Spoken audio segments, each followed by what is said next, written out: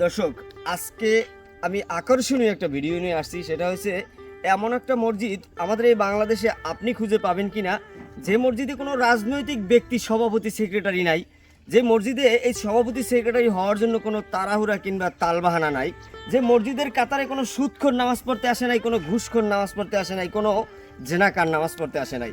এখন আমি এটা কিভাবে বললাম? আমি এই জায়গাটা দিয়ে বহুবার আসা যাওয়া করেছি, আমার সামনে এই মসজিদটা বহুবার পড়েছে। আমি একা একা চিন্তা করতাম এখানেও কি কেউ নামাজ পড়ে, এত সুন্দরভাবে মসজিদটা কি করে থাকে। আজ আমি সঙ্গত কারণে জুমার নামাজ পড়তে এখানেই আসলাম ইমাম সাহেবের সাথে। আমি এসে জিজ্ঞাসা করলাম এখানে কোনো সভাপতি সেক্রেটারি আছে কিনা, নাই। এখানে টাকা উঠানোর মতো কোনো ঝামেলা আছে কিনা, নাই। এই টাকা নিয়ে কোনো হজবল্লা আছে কিনা, তাও নাই।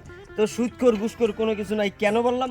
আসলে এইখানে যতগুলো মুসল্লি আমি নামাজে পাইলাম, প্রত্যেকেই শ্রমজীবী মানুষ, নিম্ন আয়ের মানুষ, যারা এই প্রখর রোদের বৃষ্টিতে ভিজে ইনকাম করে, সামান্য নিজেদের আয় উৎস দিয়ে জীবনটাকে কোনো রকম চালায়। তাদের বড় ধরনের কোনো আশা ভরসা নাই, তারাই এই মসজিদে নামাজ পড়ে থাকে। সুতরাং এইরকম মসজিদ আপনার এলাকায় আপনি কখনো পাইছেন কিনা, যেখানে এরকম কমিটি নিয়ে ঝামেলা নাই, রাজনৈতিক ব্যক্তিত্বের কোনো ইশারা ইঙ্গিত নাই, যেখানে কোনো রকম সুদ ঘুষের আকাম কুকাম নাই।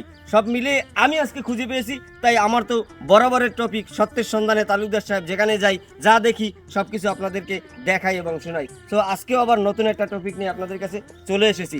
যারা আমাদের কলাপাড়া উপজেলার, তারা তো অবশ্যই জানেন জাইল্লাকাটা নামে একটা জায়গা আছে, যেখানে মুন্সিপাড়া আছে। সেই মুন্সিপাড়া সুলিজের পাশে যে সবচেয়ে বড় মসজিদটা ছিল, আজকে সেই মসজিদটাই এই অবস্থায় এখন পর্যন্ত সে টিপ টিপ করে জ্বলতেছে।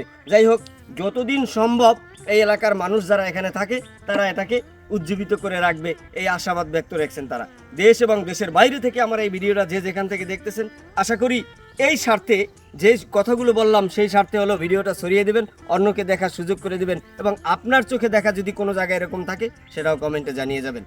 হুজুর, আমি যা বলছি কথাগুলো কি সত্য না কোনো রকম ভুল আছে? আমি এগুলো আপনাদের কাছ থেকে জানিয়ে শুনেই বলছি।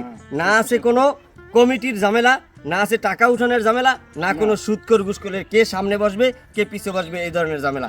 ভালো থাকবেন, সুস্থ এবং সুন্দর থাকবেন, এই কামনা। আসসালামু আলাইকুম ওয়া রাহমাতুল্লাহি ওয়া বারাকাতুহু।